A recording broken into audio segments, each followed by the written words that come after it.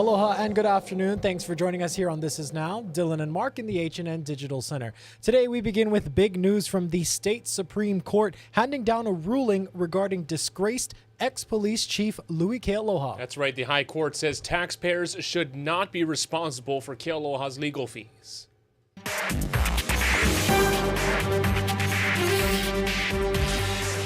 It's a decision that overrules the Honolulu Police Commission, which initially said that the public would pay for his legal defense in one of Hawaii's biggest corruption trials. In 2019, the commission ruled Kealoha was entitled to taxpayer-funded legal defense because some of his criminal actions were done in performance of his duties as a police officer. In their ruling, the justices said Kealoha's crimes weren't performed as part of his duties, and experts say the decision could also impact other criminal cases involving current or former members of law enforcement. The effect that this ruling will have on police officers going forward is that the Honolulu Police Commission will have to look more closely at the facts that are being alleged regarding each police officer in each case going forward. If there are acts that are alleged where the police officer is acting is in his or her own best interest, and not in the interest of the community, it's likely that the police commission will find that taxpayers should not be held responsible for paying for the police officer's legal defense. Given the ruling, the city is now expected to pursue another lawsuit to recoup the legal defense funds. Now to our other top story. Mexican authorities have announced that 2 of the 4 U.S. citizens who were kidnapped on Friday have been found dead. The other 2 are alive and are back on American soil. Christian Bienvenides has the latest and a warning that some of the images in this story are graphic. Mexican authorities say 2 Americans kidnapped last week have been found dead and 2 others are alive. One of the survivors is said to be wounded while the other is okay. Mexico's president says 1 person has been detained in connection with the abductions and deaths. According to the FBI, gunmen opened fire on the 4 Americans last Friday after they drove this white minivan with North Carolina plates across the border from Brownsville, Texas into Matamoros, Mexico. This video appears to show men with guns force a woman into the bed of a pickup truck. The men dragged 2 others who appear hurt into the truck next to her. A Mexican bystander was shot and killed. A U.S. official identified the Americans as Latavia Tay McGee, Shaid Woodard, Zindell Brown, and Eric James Williams. Tay McGee's aunt told CBS News she believes her niece was going to Mexico for cosmetic surgery, a common practice since procedures are less expensive south of the border.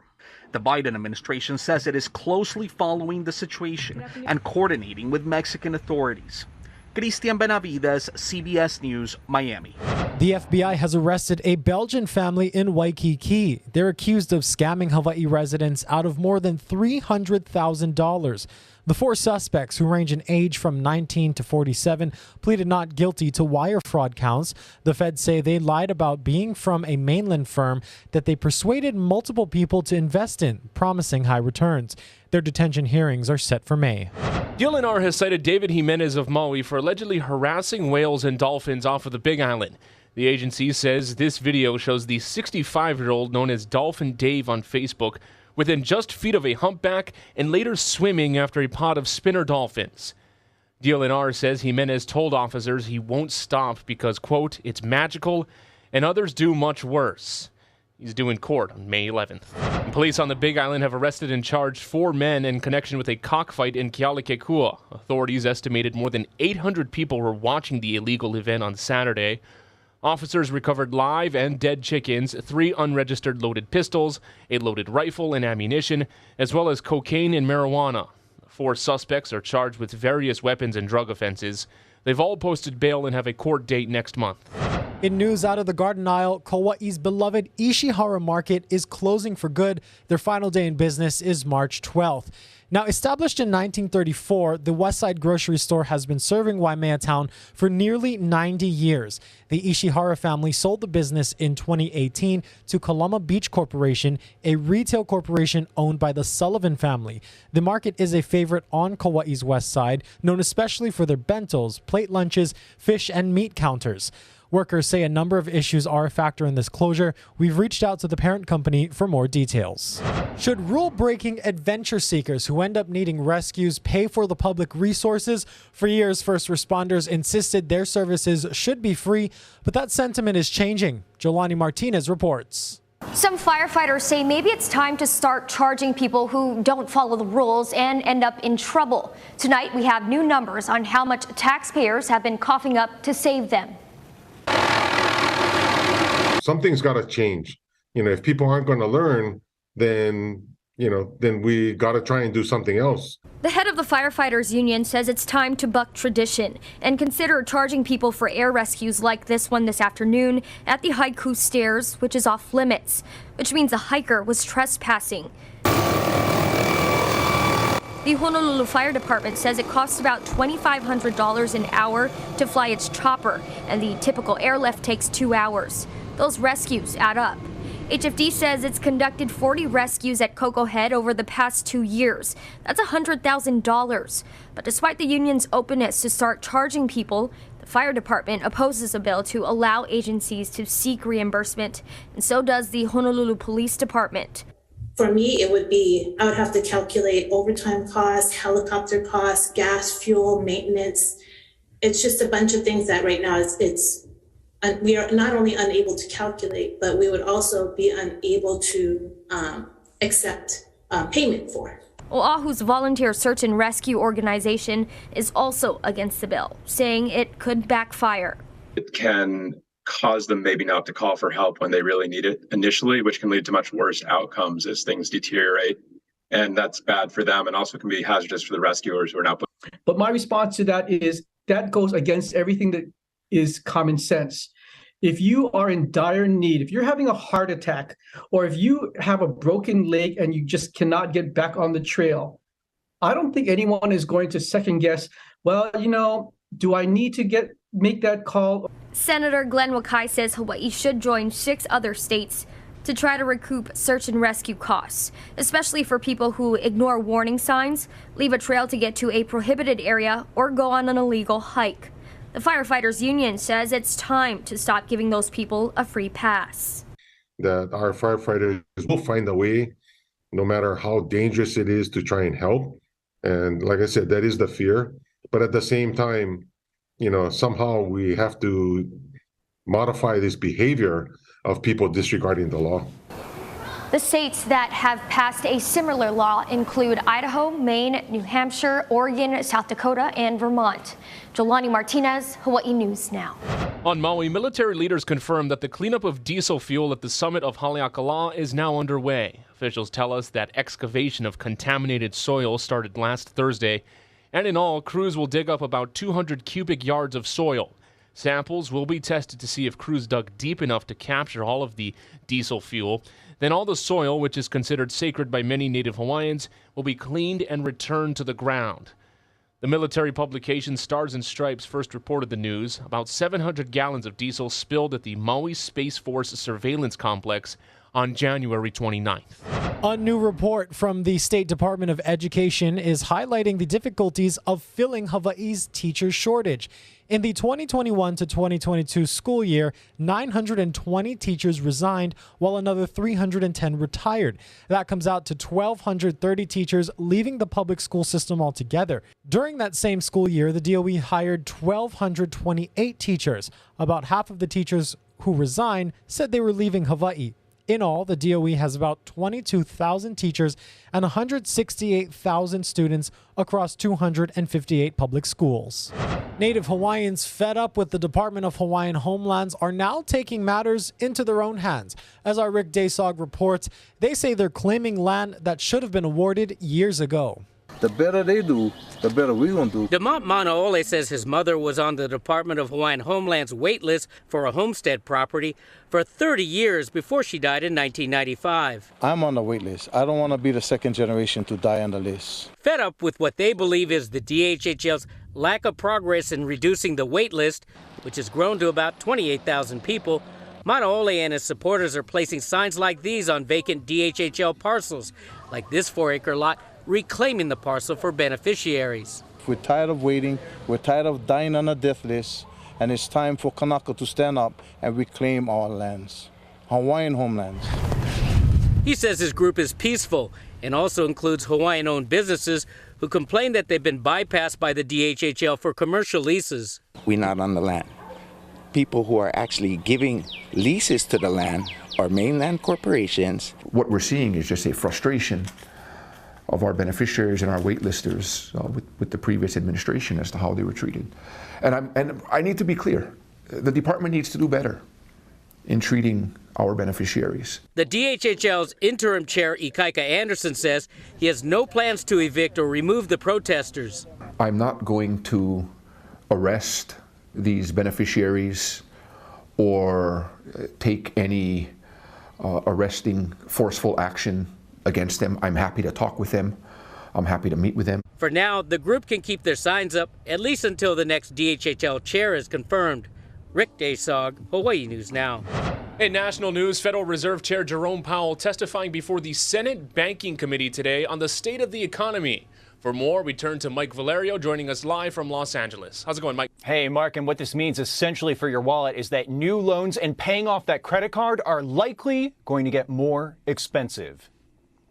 The economy is running red hot. Inflation heating up in January, along with consumer spending and job growth. But cooling it down may be painful. Although inflation has been moderating in recent months, the process of getting inflation back down to 2% has a long way to go and is likely to be bumpy. In his testimony before the Senate Banking Committee on Tuesday, Federal Reserve Chair Jerome Powell took a hawkish stance on battling inflation as the central bank awaits key pieces of economic data, like the February jobs report due out this week. If the totality of the data were to indicate that faster tightening is warranted, we'd be prepared to increase the pace of rate hikes. Powell confident the Fed will be able to rein in inflation and get the economy on track. There are some things that we can't affect, but over time we can achieve 2% inflation, and we will.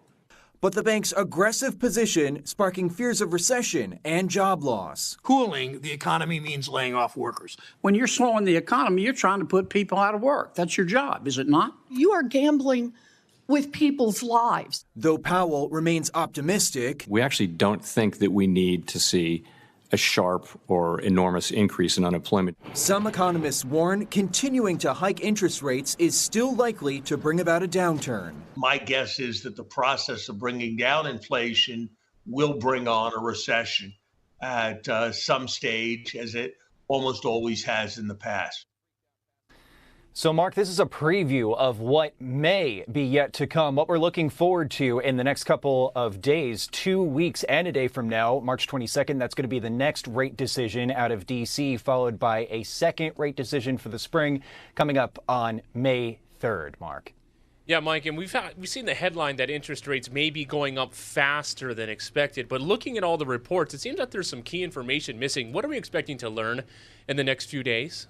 Yeah, so we're looking forward again to Friday. There's going to be a job report that comes out. And if it's hot, Mark, that jobs report, in addition to what inflation is doing on the consumer and business side, a report that comes out next week. If both of those things are hot, that weighs in favor of a higher rate increase than we were expecting. So we were pricing in a 1/4 point raise. But based on what Jay Powell said in D.C. this morning, it's more likely if all three of those things are hot, we could see a 1/2 point increase, and that was certainly unexpected in terms of what the market was looking at and what analysts were looking at as well. In his remarks, did Powell ever signal when these hikes may be over with? Yeah, the short answer, Mark, no. He said that they're going to stay the course, that we were looking back to data revised in January, and it was looking like things were on the right track. Of course, we had the high of inflation around 9% in June of last year. It's down to 6.4%. But when you have these key revisions, just making sure that all the data is right, over the past couple of weeks, we learned that inflation ticked back up in January. So that means that the Fed could militate towards more, I would say, higher rate increases than were expected. We were looking at 1/4 point rate increases for the foreseeable future. But because things are running hotter than what was anticipated, we could be seeing 1/2 point increases enter into the realm of possibility, Mark. Something that's fascinating that emerged in the hearing today is the kind of a back and forth between, which is worse, higher interest rates or sky-high prices. What are some of the highlights of the debate in that discussion? It's a tough call because when you raise interest rates, that could mean that we are coming closer to a recession. It makes things so much harder in terms of our pocketbooks when we're talking about mortgages, paying off student loans, paying off your credit card, paying off, your car, for example.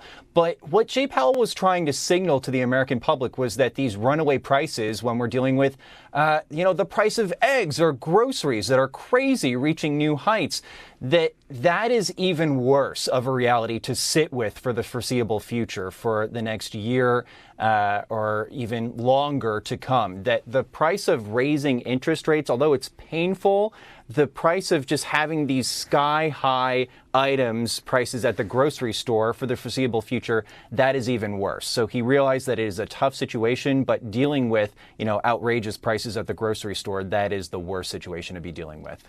Just brutal all around. Mike Valerio in California, thank you very much for joining us. Well, there were some frightening moments aboard a flight from LA to Boston over the weekend when a man allegedly tried to stab a flight attendant and open an emergency door mid-air. As Jared Hill reports, it was all caught on camera.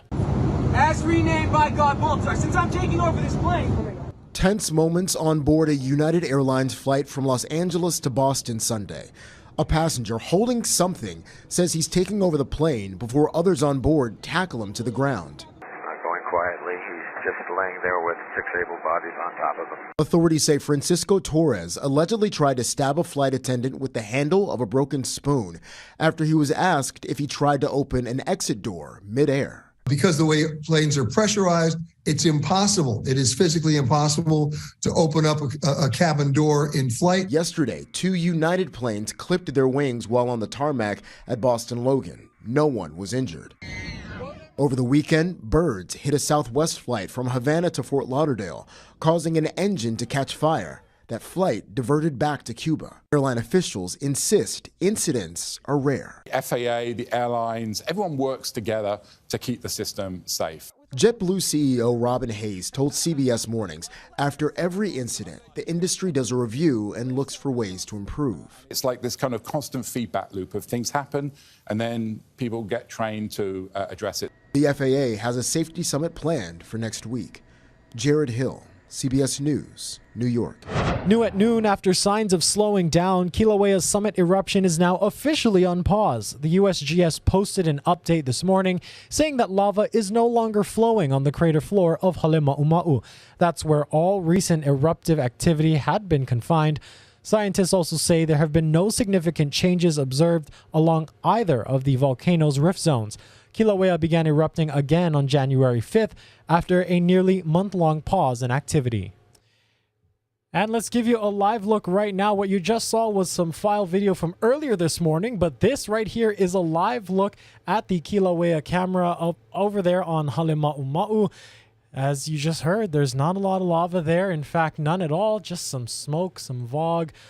So if you were lucky enough to see the eruption when it was happening, congratulations to you, because we don't know if or when it's going to wake up once more. For a look at our island weather now, let's send it over to our Guy Hoggy.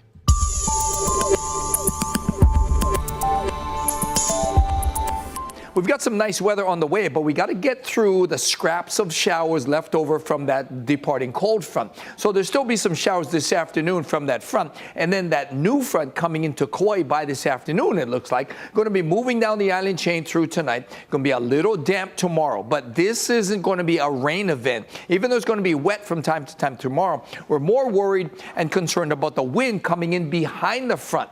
So by tonight, the winds will really be ramping up. That's why that statewide wind advisory will be posted, although we could see more rain coming in next week. So your 7-day forecast, again, focuses on the wind, getting stronger today, tonight, through tomorrow. Those winds will be gusting upwards of 50 miles an hour. For the summits on Hawaii Island and Maui, they'll be getting even stronger. So it's going to be, to some extent, a dangerous situation if you're driving or if you're out. Don't be hiking. That's not a good idea. Don't be out in the ocean either, because that's going to be rough. We got a giant swell coming in tomorrow as well. High surf warning will likely be posted. And because of those strong winds, there's a chance that between tonight tonight and tomorrow, we could see some spotty power outages. And then once that front leaves, we'll have much drier conditions with much cooler overnight temperatures. It's going to be chilly for quite a while from Thursday into the weekend.